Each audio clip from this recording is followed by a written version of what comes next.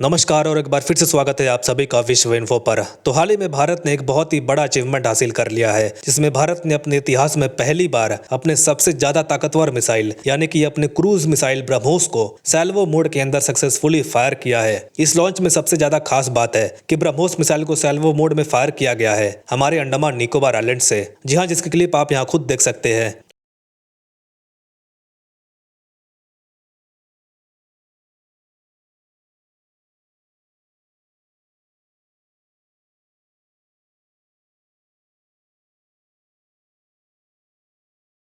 और Indian army ने ऐसा जानबूझकर किया है कि अपने ब्रह्मोस मिसाइल को अंडमान निकोबार आइलैंड से फायर करी हो, वो भी सैल्वो मोड पर, ताकि सभी देशों को ये मैसेज जाए कि भारत इंडियन ओशन में अपने डिफेंस सिक्योरिटी को लेकर कोई समझौता नहीं कर रहा है और जरूरत पड़ने पर भारत अंडमान निकोबार से भी अपने दुश्मन के खिलाफ कड़ी कार्रवाई कर सकता है। तो पूरी अपडेट क्या है जानेंगे इस वीडियो में, और ये सैल्वो मोड क्या होता है ये भी देखेंगे। लेकिन उससे पहले अगर आपने इस चैनल को अभी तक सब्सक्राइब नहीं किया है तो देर मत करिए, सब्सक्राइब जरूर कर लीजिए। सो हाल ही में हमें क्या देखने को मिलता है कि ब्रह्मोस मिसाइल को अंडमान निकोबार आइलैंड से एक सक्सेसफुली फायरिंग टेस्ट करी गई। लेकिन ये कोई आम टेस्ट नहीं था, क्योंकि यहाँ हमने जो ब्रह्मोस मिसाइल को टेस्ट किया है उसे सैल्वो मोड में फायर किया है, जिससे कहा जा रहा है कि हमारी इंडियन मिलिट्री के लिए ये बहुत ही बड़ी अचीवमेंट और माइलस्टोन बन जाती है। अब सैल्वो मोड क्या होता है? दरअसल इस सिचुएशन में कोई भी मिसाइल सिस्टम हो, जब उसमें से एक ही समय में एक या एक से अधिक मिसाइल्स को सेम सीक्वेंस में या एक साथ लॉन्च किया जाता है, उसे ही कहा जाता है सैल्वो मोड। इसका मकसद होता है दुश्मन के डिफेंस सिस्टम को ओवरलोड करना,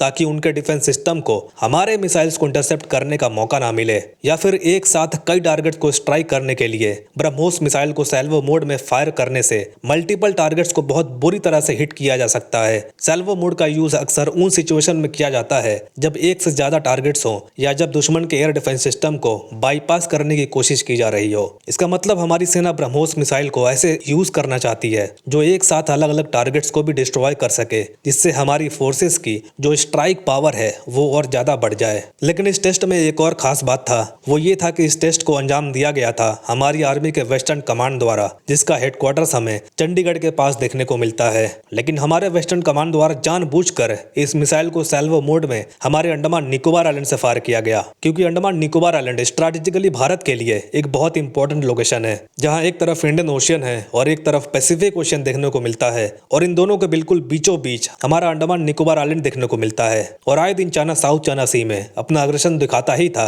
लेकिन इससे भी बड़ी बात यह है कोको आइलैंड, जिसे एक तरीके से चाइना के द्वारा ही कंट्रोल किया जाता है, और इसी कोको आइलैंड को चाइना लगातार मिलिटराइज कर रहा है। यहीं पर बहुत सारे मिलिट्री बेस तैयार कर रहा चाइना, और ये सारी एक्टिविटीज चाइना की तरफ से अंडमान निकोबार आइलैंड से मात्र 40 से लेकर 50 किलोमीटर की दूरी पर ही करी जा रही है। यही रीजन है कि भारत भी अब अपनी तरफ से जवाब दे रहा है कि अगर चाइना ऐसा कर सकता है तो हम भी अंडमान निकोबार से अपना अग्रेशन शो कर सकते हैं, और अगर कल को कोई मुसीबत हमारे इंडियन ओशन में भी देखने को मिलता है तो हम अंडमान से ही उसका जवाब दे सकते हैं। इसीलिए भारत ने जानबूझकर अंडमान निकोबार क्षेत्र में अपने डिफेंस तेवर को दिखाने के लिए यहां से ब्रह्मोस मिसाइल को सैल्वो मोड में टेस्ट किया है। अब ये ब्रह्मोस मिसाइल को सैल्वो मोड में जो टेस्ट किया गया है, इसके फायदे हमें क्या होने वाले हैं? तो देखिए, ये तो दुनिया जानती है कि मौजूदा समय में ब्रह्मोस इस दुनिया की सबसे बेस्ट क्रूज मिसाइल मानी जाती है, जिसको इंडिया रशिया ने मिलकर बनाया है। और हैरानी की बात है कि अभी तक किसी भी वेस्टर्न कंट्री द्वारा ऐसी क्षमता वाली क्रूज मिसाइल नहीं बनाया गया है। लेकिन अब जब हम दुनिया को इसकी सैल्वो मोड की क्षमता दिखाते हैं